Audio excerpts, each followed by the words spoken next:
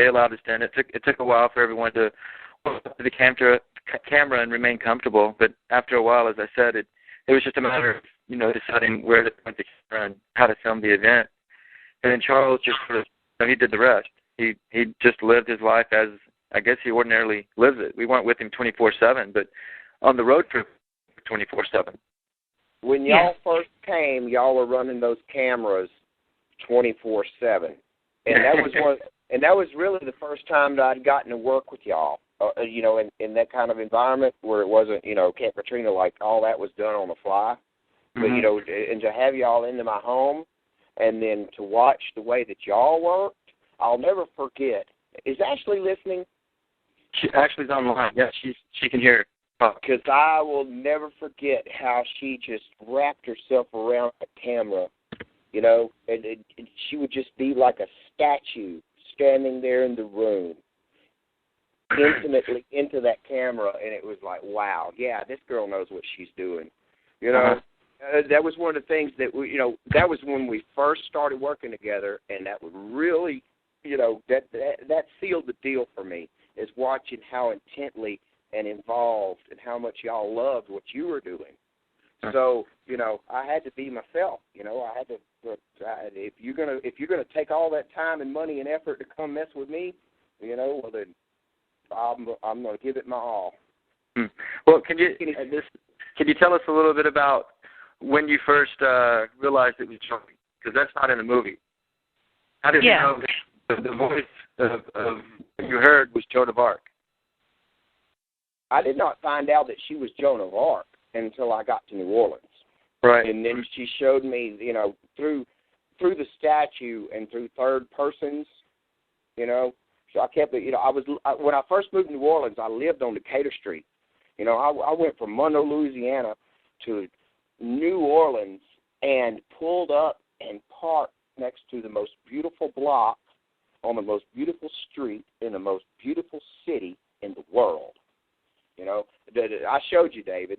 Right. Remember, I showed you it was all dormer and chimney, and that's the one block that didn't burn. So it's well, was this before or after Katrina? This was after Katrina. Immediately after Katrina. Yeah. And okay. It was. But she, even though I knew I had an invisible girlfriend, and we, were tripping the light fantastic, because as soon as we got to New Orleans, she became very powerful. She could operate there. But still, she hadn't, been able to get me to understand who she was. I would, and I remember what we were talking about, Kimberly, after we watched the film the other day, and I was trying to explain how it was when, when she first made that contact, that aha moment. Yeah, the Helen Keller moment. I described it as the Helen Keller moment, because even though something was being scribbled in my hand, I had to realize what was being scribbled in my hand. That it meant something. It wasn't just random. It wasn't anybody just messing with me. It was a message that I had to hear. And what she first wrote in my hand over and over again, that first night that she made, real contact when we were no longer fighting each other, was, "I love you." And she wrote it over and over and over again in my hand until I finally realized what she was writing. And this was before Katrina. So before you set off to New Orleans, you knew she told you to go to New Orleans, correct? Before I went to New Orleans, and before really I knew who she was, the circumstances of my life had already been designed that I was going to wind up in New Orleans, because the company that I worked for had transferred to New Orleans.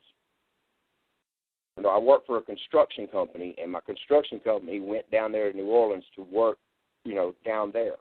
And this was before Katrina, because what they were doing was refurbishing buildings in the French Quarter, which is a very hard thing to do if you know anything about New Orleans and the Vucare Commission and all that.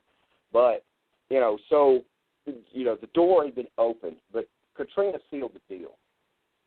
And it really sealed the deal when she was my invisible girlfriend, but then Katrina hit. And we spent hours in front of the television watching on public television, which carried it 24/7, of the films from New Orleans. You know, the live shots. They broadcasted it 24/7. And sitting there and feeling this presence next to me just in abject tears. I mean, she didn't stop crying.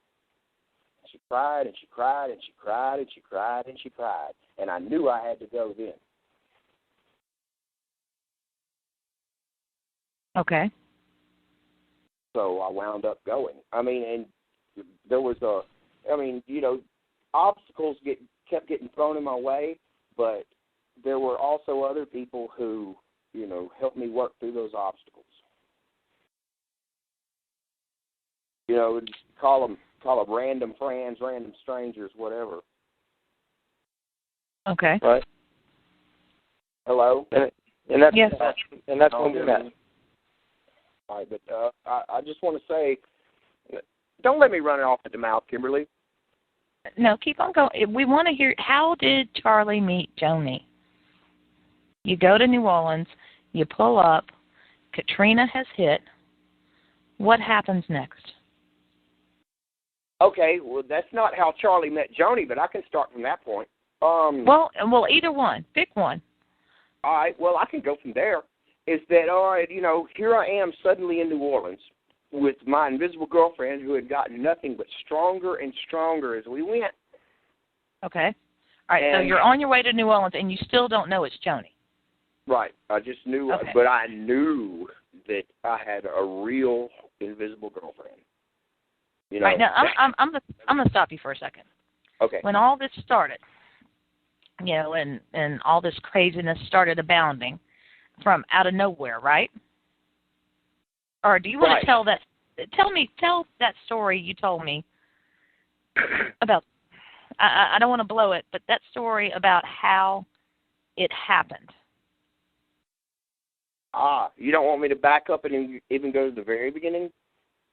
But how it happened? You start how you think it needs to be told. Well, I could start there. The night that I met her, like you asked me, where did you meet your invisible girlfriend? I met her in a closet. I saw her I was at my neighbor's house, and I was back there in their bedroom, and they had a bunch of clothes on the bottom of their closet, and I saw her shape in the closet, and I was wondering, why does she have pointy feet? That had to be kind of freaky, huh? Well, because this is not a normal part of your life. You don't go around seeing invisible people, right?